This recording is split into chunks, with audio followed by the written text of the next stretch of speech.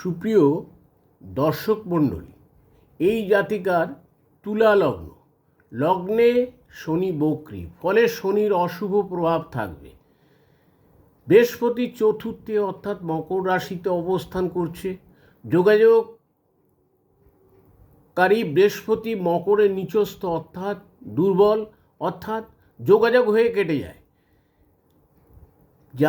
মেষে শুক্র শুভ গ্রহ এবং শনিকে দৃষ্টি দিচ্ছে, বিবাহ হবেই।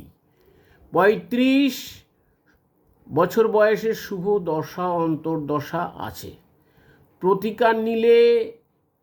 প্রতিকার না নিলে যোগাযোগ কেটে যাওয়ার সম্ভাবনা থাকবে।